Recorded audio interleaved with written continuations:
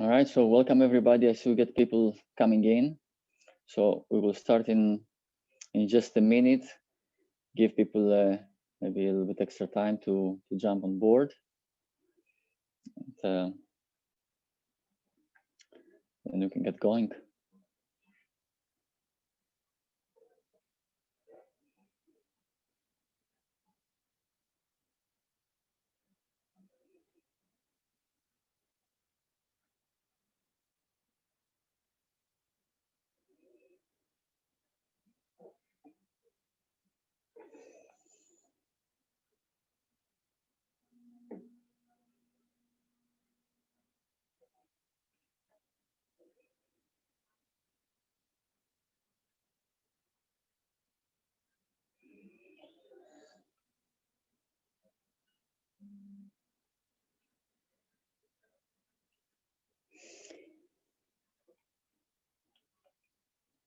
Okay, so I will start really slowly, so that gives us time to get more people on board.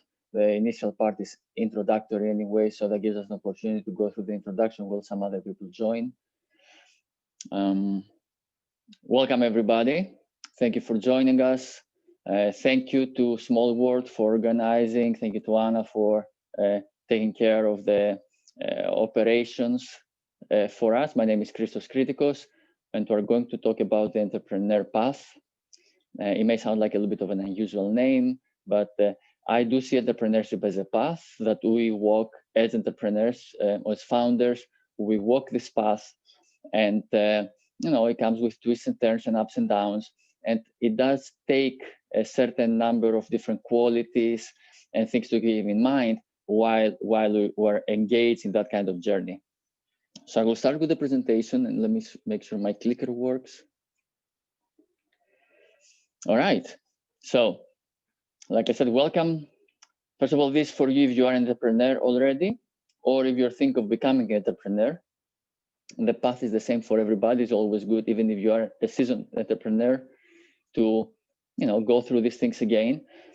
And the main point here is to understand some of the skill set that makes this journey more easy or enjoyable, etc. So we'll talk about startup myth and truth, your reason and your purpose as a founder, and leadership, mindfulness, and Zen, let's call it like that, when it comes to entrepreneurship. Before we start, do take a deep breath, recenter, silence your phones, these kind of things. Be present here. This is meant to be a sort of an interactive, hands-on webinar presentation. So I will be asking a few questions, and please have something to take notes, because these notes will become some nice, useful takeaway for you. And of course, remember to have fun. Now, there is two things to notice here. One is, if you want to ask questions, please do it in the Q&A window, not in the chat window, because that helps me keep track of the questions, make sure they're getting answered, so I don't neglect something. So the Q&A window, if you go into your Zoom menu, there's a big Q&A button. You open that, you can ask your questions there. And do introduce yourself in the chat. Obviously, we're all small worlders, or I assume most of us, or invited by someone who is in small world. We're a fantastic, global, international, exciting community. We are connected on the platform, but also it's an opportunity to exchange information here. So put your name, your location, what you do. If you want to put some contact info, throw it in the chat window, and make some new friends. Let me actually do mine as well, really quickly.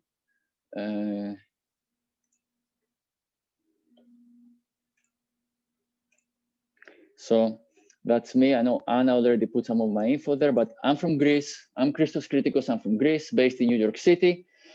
I am a startup coach and mentor, helping startups, helping founders, basically, like I said, walk this entrepreneurial path and launch their startups, become fundable, raise money, build a product, become successful, right? And that's my LinkedIn info over there. So a few things about me really quickly, while you are putting your contact info, etc., in the chat. So my background is technology and entrepreneurship. about more than 20 years, starting with technology solution consulting and getting into product development for startups. But also I'm very interested in what we would call in general the humanities vertical. So humanity, society, mindfulness, personal development, all these things. And this converged into me being a coach, a mentor, and a consultant for early stage startups. I work with a number of organizations around the world and independently. And I'm the founder of Emerging Humanity, which is both a term of how humanity is evolving with technology, and we see a lot of the repercussions around us, both positive and negative. But also, it's a company, like I said, we help entrepreneurs build successful companies. Our mission is to promote individual empowerment and collective development, by fostering entrepreneurial activity. We'll talk about that, but entrepreneurship is a great way to create economic development, to create business activity, but also for the founder themselves, it's a very interesting path. So I'm going to start with the myths really quickly of all. I think entrepreneurship, especially the last few years, have been heavily sensationalized. We would say it's almost quite trendy. And, you know, we've heard about the lucrative exit of the billionaire with a great idea that they dropped school and they risked everything they got, et cetera, right? And it sounds super fantastic and super exciting. But the reality is slightly different, slightly being an understatement. I see some Greek in the chat. This is so interesting. So truth is a little bit different, right? We only see the tip of the iceberg. We hear of these great success stories, but there is a lot that goes into being an entrepreneur. And when we talk about entrepreneurship, we don't only talk about these billion-dollar unicorns. Even starting a smaller size business, a lifestyle business, we're going to talk about that, is also entrepreneurship. And this is not a straight path to success. It's actually a roller coaster with a lot of ups and downs. So it doesn't take only skills and time and effort. It also takes quite a strong stomach. I like the saying, and you see it on the screen, it takes a long time to become an overnight success. This is very, very true. Even the seeming instant success stories, they have a lot usually that happens behind them. So given the over sensationalization of the startups and entrepreneurship and what the truth and reality really are, the question that usually comes up, and I get this a lot, is why would someone choose to become an entrepreneur? And like I said, you can be an entrepreneur already, or you maybe just think of becoming one. What are the motivating factors? What are the things that guide you, that lead you, that inspire you on this path? Right? It's I'm going to go through different elements. I'm going to look through what it takes and what are these different attributes that can help you on this path. So I'll take a moment here and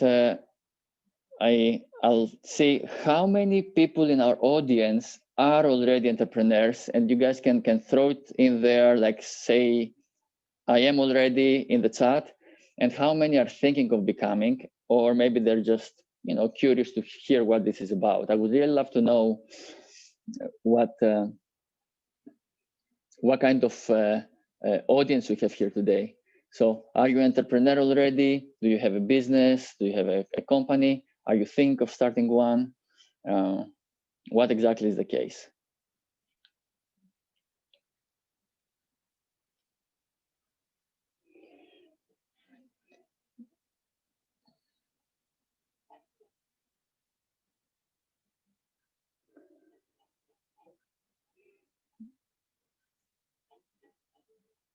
Okay, from the answer so far, I would say it's almost like we have a few more people, like a 60-40 people who have a company, and the ones that would like to start a business. So this is great. So this is a great opportunity for the ones who want to start a business to get some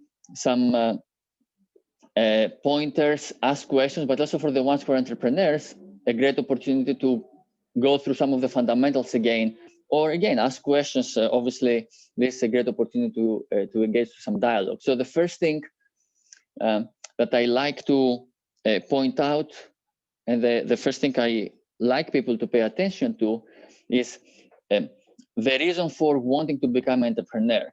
And as you see in parentheses, I say your benefit. This is very important because a lot of times people will say, I want to become an entrepreneur because I want to you know, help the world and eliminate obesity or something like that. This is great. This is more of the purpose. You're going to get to that. The reason is basically what you get out of this. And there is usually a number of reasons that push people into entrepreneurship, right? One is, of course, ambition. You want to change the world. You're going to become rich, right? But there's a lot of other reasons that usually they get disregarded. Flexibility. You are able to work whenever you want, from wherever you want, right? Independence. You can make your own decisions. You are empowered to set the strategy and give it a try and see what happens. Maybe you don't fit into the corporate establishment. You don't fit in this big corporate structure. Maybe you're seeking a sense of achievement, right? You want to see, can you make this happen for yourself? So there are all these different reasons that what you want to get out of becoming an entrepreneur, right? So take your piece of paper, take a little notepad that I asked that you have handy, and make a quick note. What would be your reason for becoming an entrepreneur? What exactly do you seek? And in my case, flexibility is huge, and independence is also huge. I like to run my own show, so to speak, and I like the flexibility of being able to set my own schedule and also to be able to do it from everywhere. So take a minute, write your piece of paper. Also feel free to share on the chat.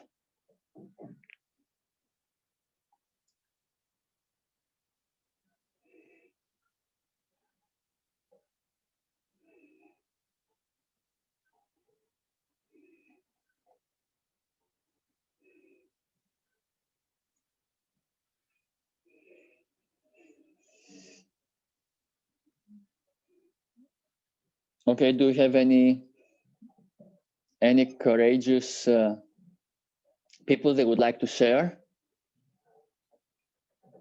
Responsibility. Huh, I like that.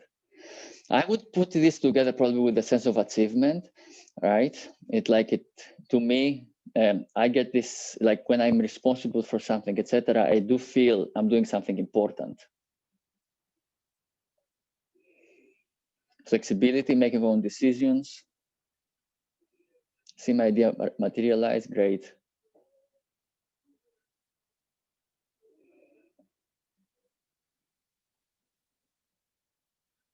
Independence, decide how things are done, very important, being able to impact others. This is great.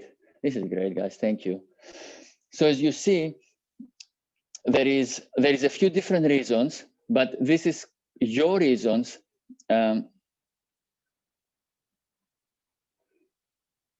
Oh, good point from Mark. So apparently there is a setting in your chat window at the bottom that says who will receive your message. And it seems that, but the default is panelists. So I'm a panelist, Anna is a panelist, and is not attendees. So if everybody can change that to all panelists and attendees, thank you, Mark, to all panelists and attendees, so everybody can read the comments. I'll read through some comments really quickly. So we have flexibility, taking my own decisions, see my idea materialize, independence, being able to impact others, being proud, obviously, you know, that's nice. Again, sense of achievement, right? These are some of the answers. So these are the reasons why what you hope to get out of this, right? Now, there is your purpose as well. Your purpose is what we would call your customer's benefit. Like, I mean, you are in business, presumably because you want to bring a solution, a product, a service to the market. You're going to have some customers. You're going to bring something to the world around you. So what are they going to get out of this? And this is your purpose, right? Now, the purpose, it drives you. And some of you already said, oh, I want to help people, etc. It is a driving force for you. It can be one of your reasons. But most important, your purpose becomes part of the reason for everybody who gets in contact with your company. It could be your employees, it could be your customers, it could be your investors, etc. Why would these people engage with you? Why would an employee work for your company? Why would the investor invest in you? Yes, for money, for profit, etc., but also because you serve a purpose and they align with it.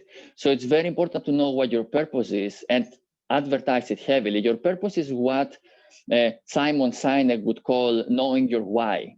Right. So here, some ways to explore your purpose is, what is a cause you're passionate about? How do you want to contribute to others? How do you contribute to others right now? Maybe you're already doing it in a smaller scale and you want to do it in a larger scale through a company. So these are the questions that can help you figure out what you're passionate about, how you want to help. And again, I'll give you a moment, take your notepad and write down what your purpose is. Right? And in my case, I can give you my example. I am passionate about economic development and prosperity around the world. I see entrepreneurship as a great way of achieving that because it can empower people to build companies, to create economic activity. So my purpose is to create a world of prosperity, help entrepreneurs build successful companies in order to bring prosperity around the world. So I'll give you a minute and then I'll invite people to share, of course.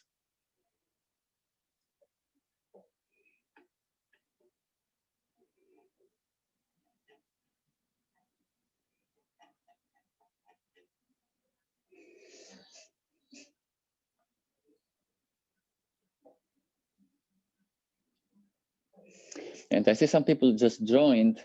I will first of all, this we're recording this, so I assume it will be available for replays, and I will make the PDF available on the chat, on the group chat in the Small World platform, so you could get the PDF as well from there if you're going to go through this. So if you feel you missed something, there is, technology is here to help us.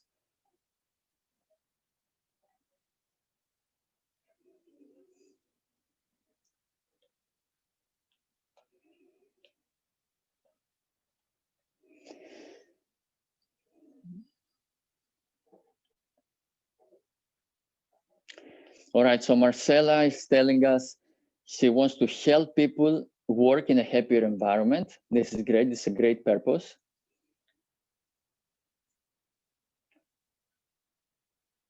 How about other people?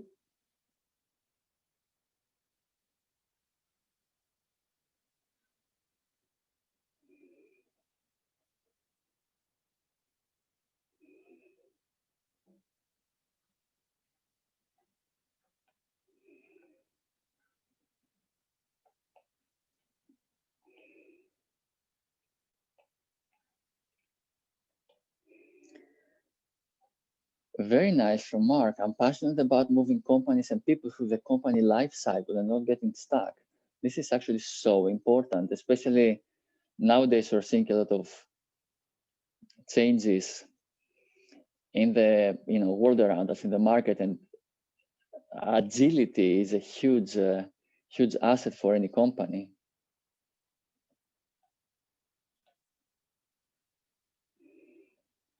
All right, let's get a couple of more.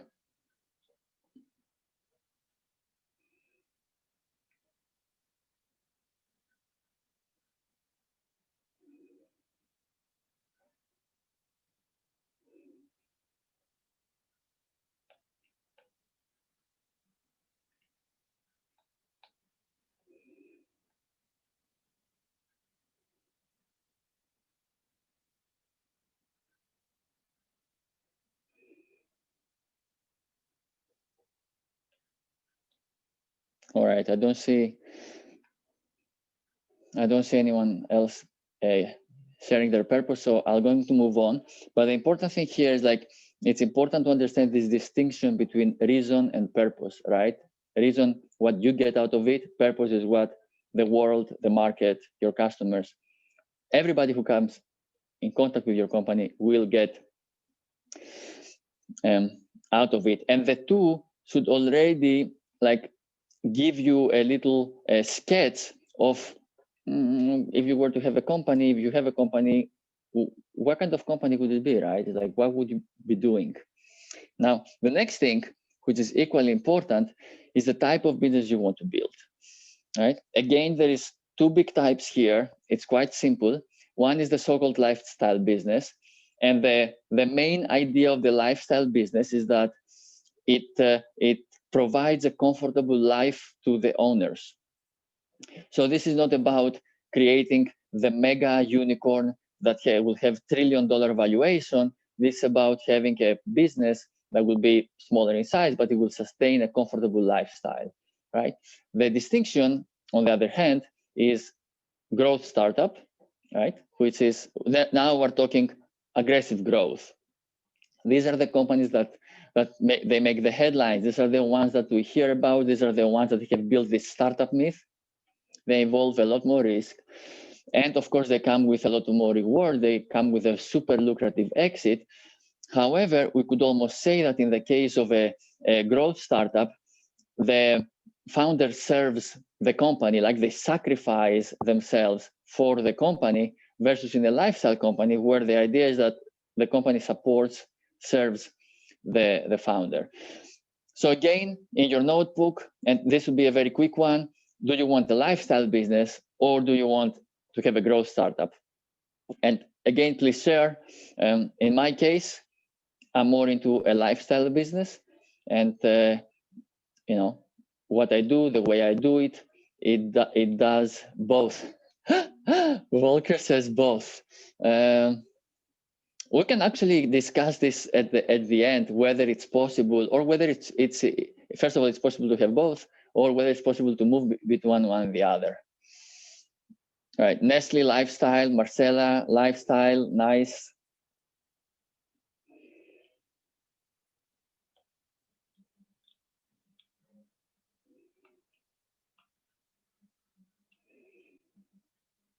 Mark lifestyle. I see a lot of emphasis on lifestyle in this community. Growth, Lily, thank you.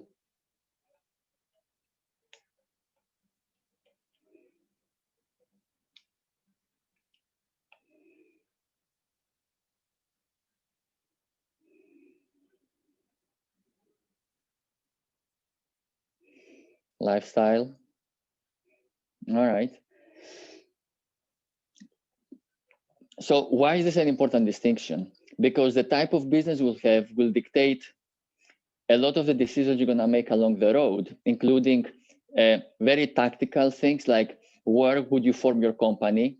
Something like that, like in the US, could be a consideration, like would you form it as a Delaware corporation, which is very common for startups, or would you form it in your home state? Even things like that, they can be affected by this decision. But also, what kind of partnerships to pursue, what kind of growth roadmap to create for your business. So a lot of the individual steps, how your strategies will be formed and how they will translate into tactics, into action items, it does depend on whether you want a lifestyle or a growth. Victoria says, life is a lifestyle business, but has the potential to scale. This is a very good point, and I'll just touch on it really quickly, is that this is possible actually. And of course, the business has to be of a certain kind in order to be able to be a growth startup. It has to be able to support exponential growth. But it is possible to start as a lifestyle, build the foundation, and then go for the growth, right? And in an extreme case, if growth is not your thing, conceivably someone could take over and do the growth part. And you just, you build the lifestyle, the foundation, and then you can do that. I'll take a quick break here to see if there's any questions. I see people, obviously they participate, they answer my questions, but are there any questions so far? Oh, we will have Q&A at the end, of course, but.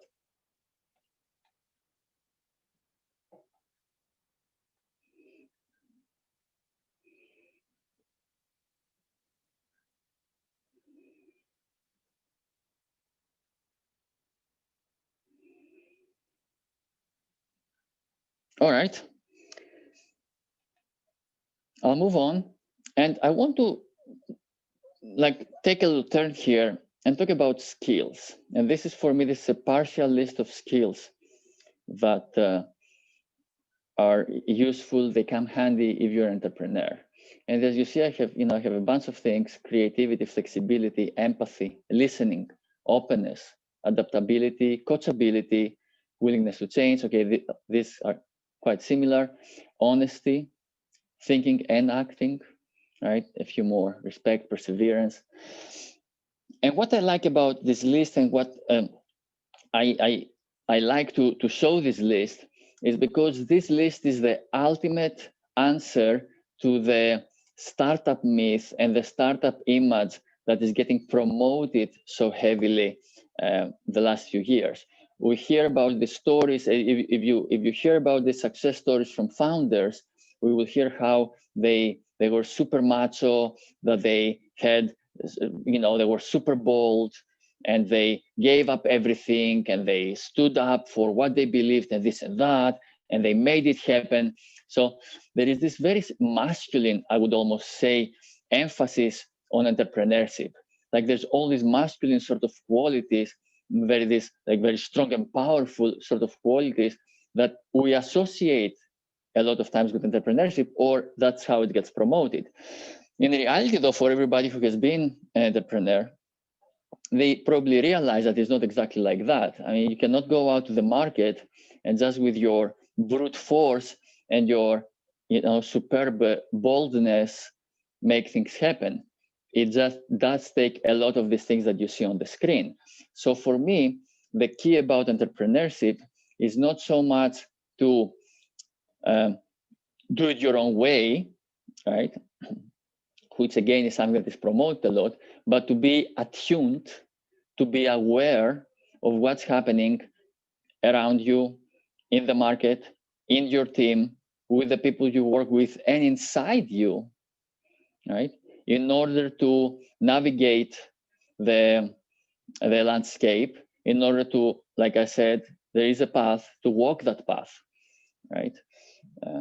And do that with, the most successful way, with the least pain and suffering, let's say, on you and the people around you. So I definitely want to stress that entrepreneurship, despite the macho, powerful, strong connotation that gets associated with it, as a practice and how as an experience for the people who usually go through it, it's actually,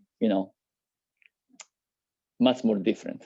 So, and what I would like from you now, again, in your notepad, I would like to choose 3 of these words, or if there's another word that you like better, and write them down. So what are 3 skills that you think they're very important for you? And probably that means the skills that you get to focus on, the skills that you get to exercise more as an entrepreneur.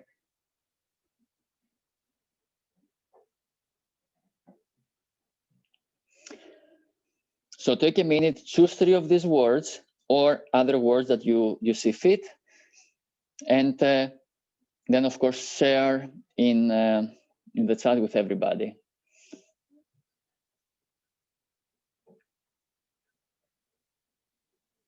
And my answer, actually, I did that before, I'll do it again now.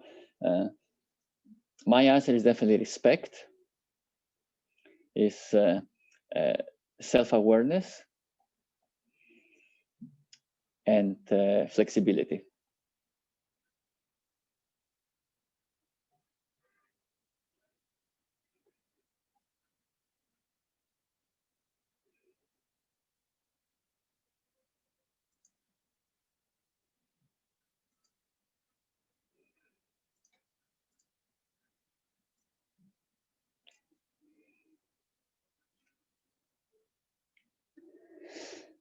All right, listening, decision making, emotional intelligence, indeed, not on the list, but some other, similar words: creativity, self-awareness, listening.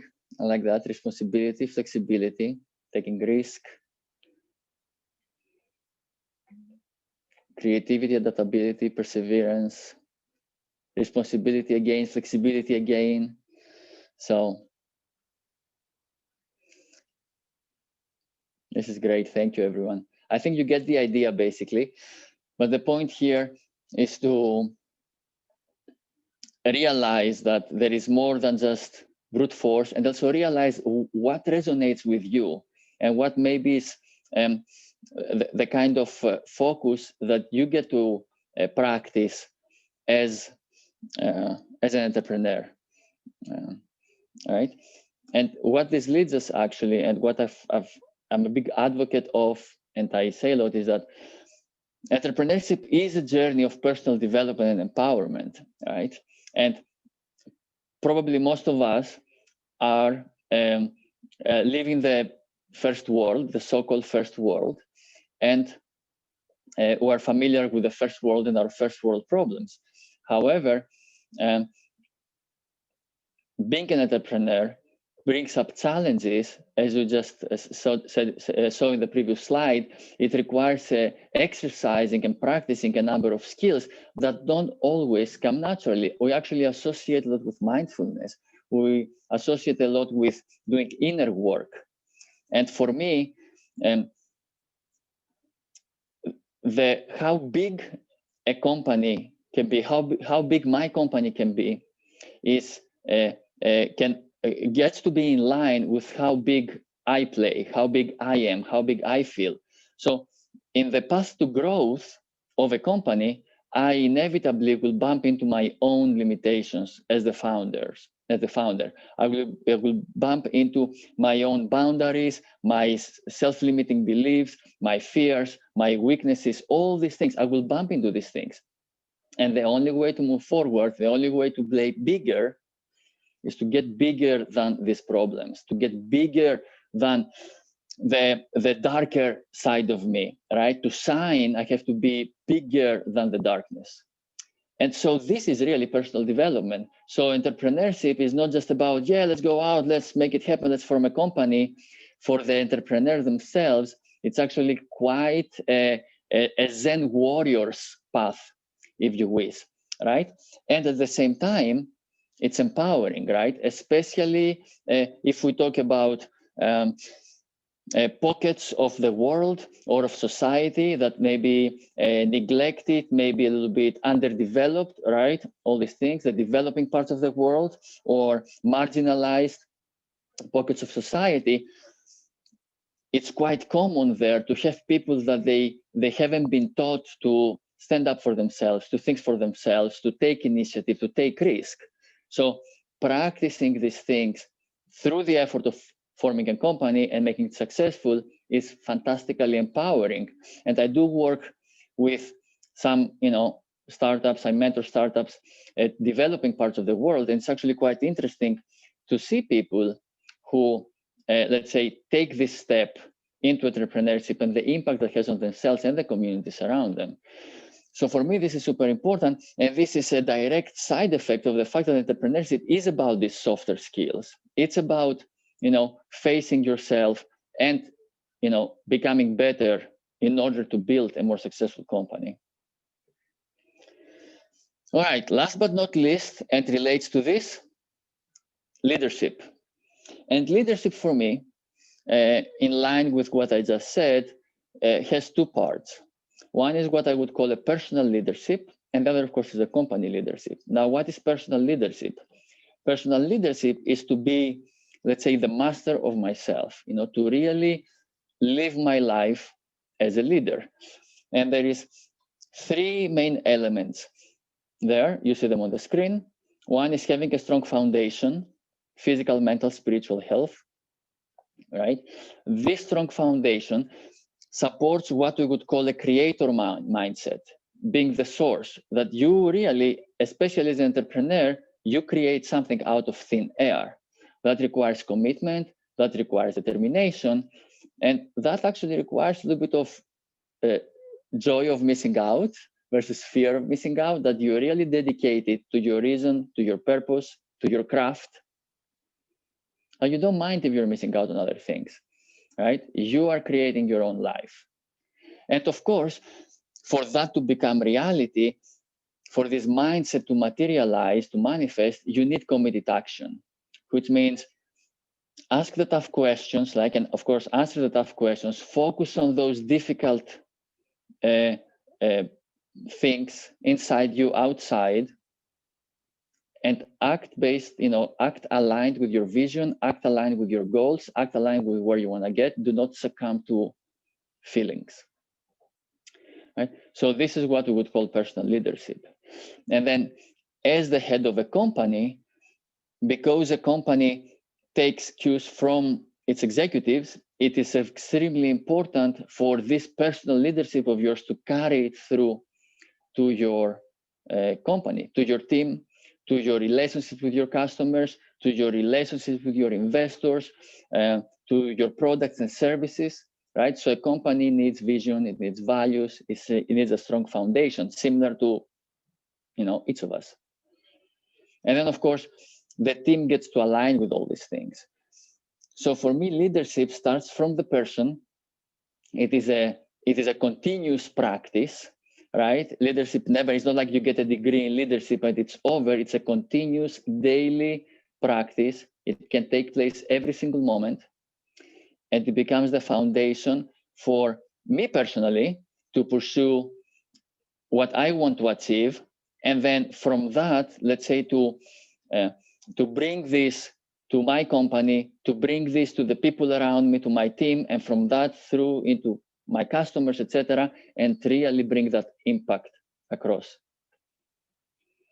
I'll take a moment. The question here, put in your notebook, from these 3 areas I say in personal leadership, which is the foundation, the creator mindset, and the committed action, which one do you think you get to focus the most? And to give you an example, in my case, my foundation is very strong. I exercise, I meditate, I do all that stuff on a daily basis. I'm very good at being focused in my action, but the creator mindset is my weakness, right? Sometimes I get lost in the execution, I get lost in the doing, and I forget I'm actually the creator and I'm not just, the implementer. So creator mindset is my Achilles heel, let's say, from the 3 is the one I get to focus on. So take a moment, put it in your notebook, and of course, share with the group. This is the last homework, actually, if we can call it homework, the last question I'm going to ask you. So I'm going to take a couple of minutes, put your answers, and I don't know if you have any questions. I'll be happy to take them.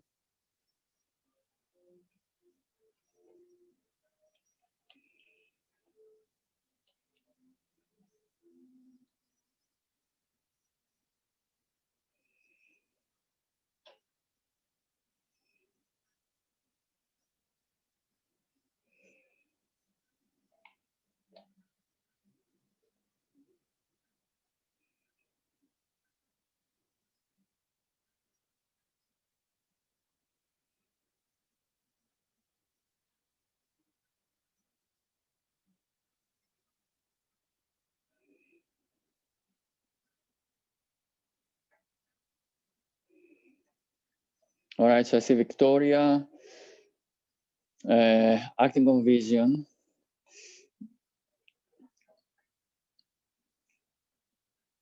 Mark needs better focus sometimes. Okay.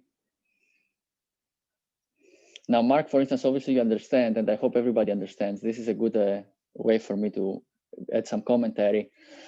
The focus comes from practicing the foundation, for instance, right? So there is a reason why it's a list of 3 and there is a sequence, like basically the former becomes the foundation for the latter.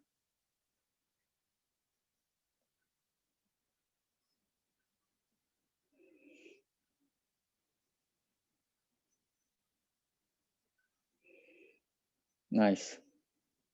Foundation, committed action, foundation again. I see foundation is very popular.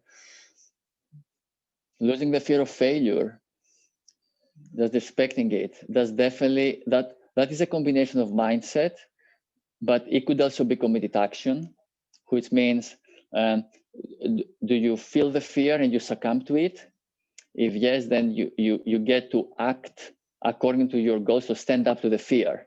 But if you know, you don't see the fear, or you mask the fear, you're not honest with yourself enough about this fear, then this could go more into the creator mindset.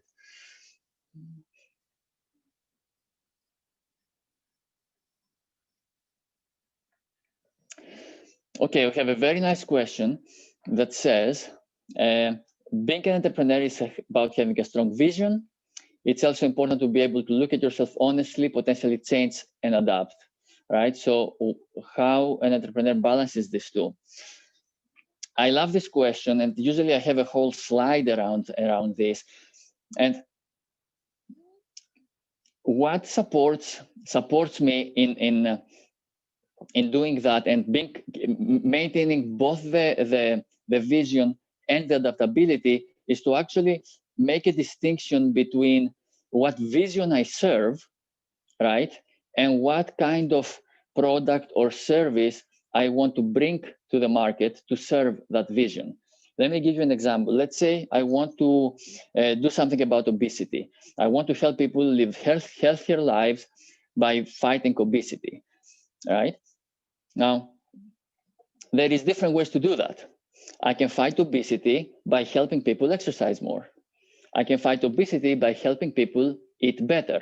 I can fight obesity by supporting psycho-emotional well-being, which will then support a healthier lifestyle. So there's all these different ways to skin the cat, so to speak. Now, let's say that I'm big on exercise. So I decide I want to fight obesity by helping people exercise more. How can I do that? Well, there's so many ways. Let's say I want to create an app, right? Let's keep it very startup-y, high-tech. I can have an app that helps me find an exercise buddy, because I think people are bored to exercise by themselves. They need motivation. Let's create an exercise buddy app. Or I can create an app that allows me to book a time with a personal trainer. Or it can be an app that allows me to exercise at home. So one vision, fight obesity, different approaches through exercise, through nutrition, through holistic well-being, different possible solutions that I can bring to the market for each of those different approaches. Now, to go back to adaptability and flexibility, usually what happens is that people enter entrepreneurship from the solution. I go to the gym every day. It's so boring. I'm like, oh, if only there was an app that I could find an exercise buddy. Let's do that. This is a great idea. I'm going to build an app, find an exercise buddy, help people be healthy. Usually, this is very common in how people enter entrepreneurship. What this does, it creates an attachment to the solution. So I'm attached to this app that does an exercise buddy. What I advise people and I advocate is, see what vision you're serving. You're serving obesity.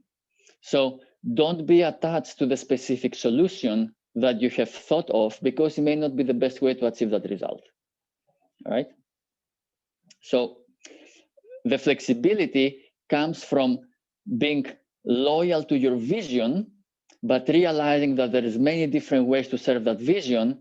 And so allow yourself flexibility to pivot in your market, your product, your approach, all these things, even to what the whole company does.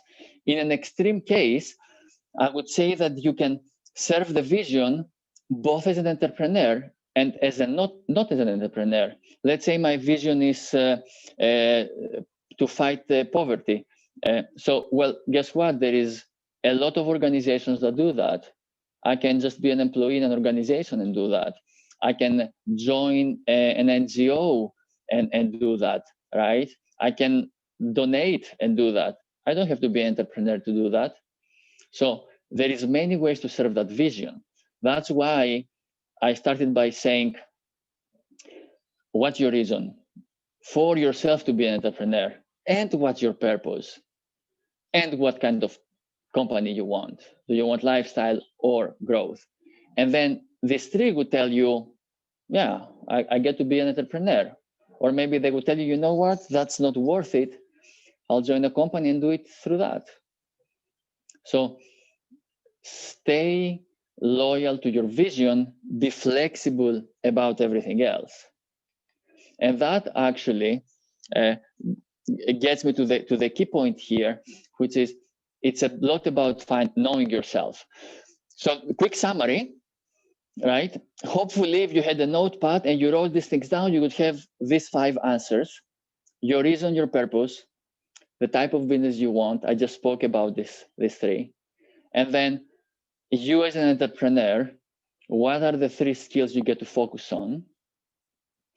What are 3 things you get to exercise, et cetera, in order to take it to the next level?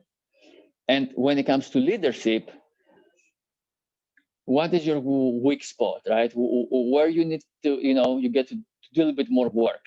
So hopefully you have all these 5. You don't have to, I mean, you've been answering already throughout, but hopefully you have this, and like this can be a starting point or a reminder or a reset button or a regrouping opportunity for you in this path. So as I said, the single most important thing, be honest with yourself, right? Are you doing this for the right reasons? Are you choosing the right type of business for, your personality, your temperament? Do you realize what you get to work on? Do you realize what to focus on? This is super important. Emerging Humanity, like I said, we support, that's what we do, actually support people in that journey in a very tangible sense, meaning become fundable, define what you bring to the market, how your product is going to be, things like that. If you visit the website, emerginghumanity.com, there is plenty of resources, articles, methodologies. There is a group on LinkedIn, Entrepreneurship group. You're welcome to join. And especially welcome to ask questions. If you want to ask a question, I'll be happy to reply. So it's kind of a support group, if you wish. And feel free to reach out. You can reach out through LinkedIn. You can reach out through ASMALLWORLD. I'm delighted to discuss these things, to help founders, entrepreneurs. If you have questions, anything like that. There's a few resources here that interesting links you can click on. Like I said, I'm going to make this presentation available so you can go through it and you can click it. I think they can be quite insightful and helpful. And that's about it. We've got about, I say, 10 minutes for questions. So I want to invite people. I want to invite everyone, if you have questions, something you want to ask, this is an opportunity. I don't know, can we have people talk their questions? I'm not sure if we can do that, but we're a very, respectful group, so you're welcome to also talk your questions if you want to, or just type them.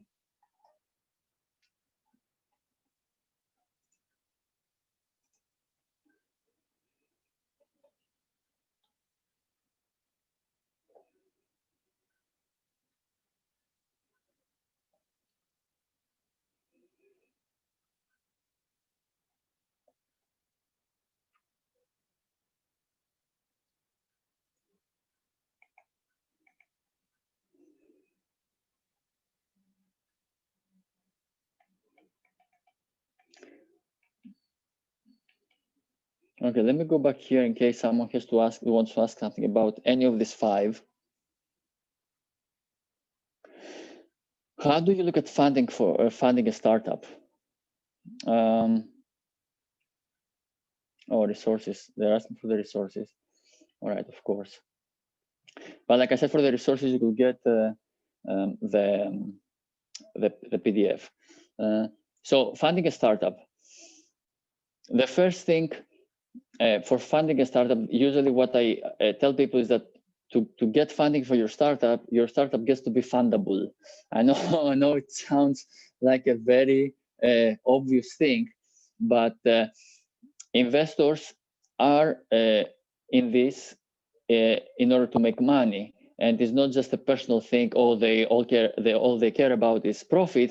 Maybe they work for some, that's their job. So their customers, you know, they're liable to their customers to turn a profit in the investments.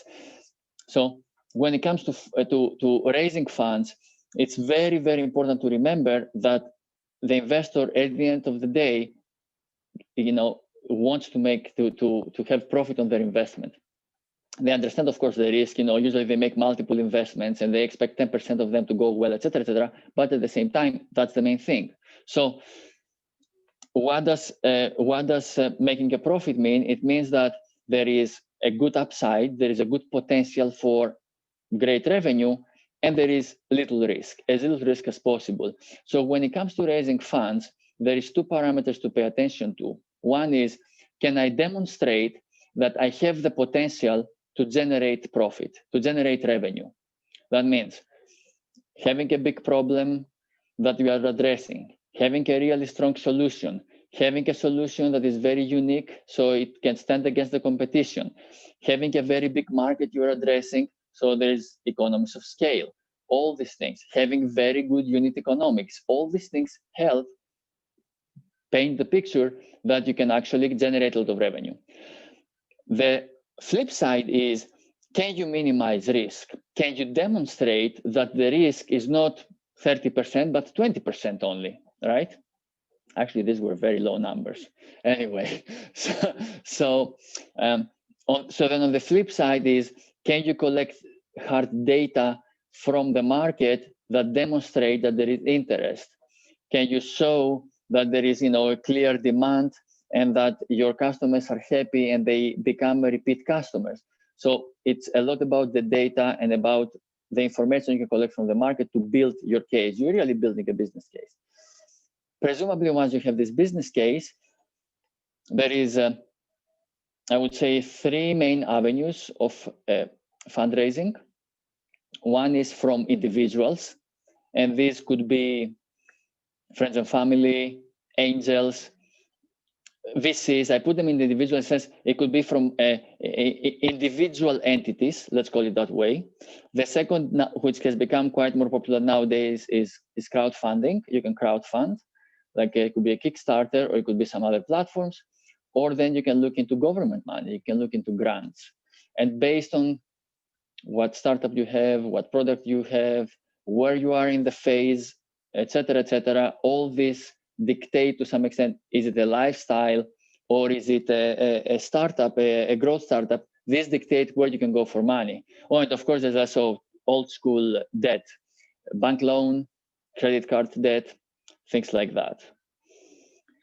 So, Valerie, did this answer your question?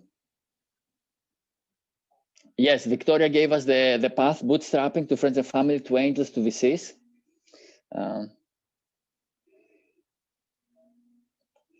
But these are all individual entities, right? You still get the crowdfunding, you still get the grants, and you still get your personal debt. I suppose you could go under bootstrapping.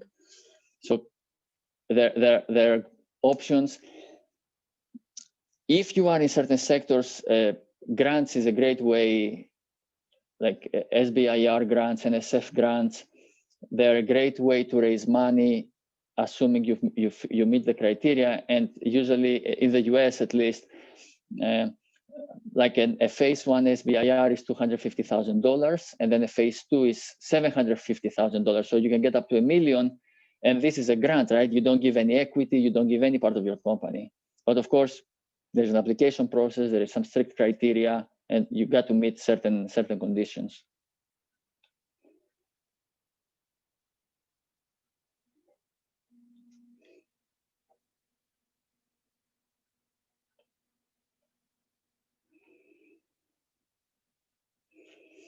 All right, crowdfunding definitely for marketing, mass market, and customer-focused businesses. Indeed, that's correct. Thank you, Victoria. Valerie, thank you. Thank you for participating. We've got a couple more minutes. I'm happy if there's more questions to answer them. Otherwise, you know where to find me. I'll post the, like I said, the PDF. I'll put it online somewhere. I'll add the link in the chat on Small World, and feel free to reach out if you have any other questions. Happy to help, happy to support, and just thank you for joining me today.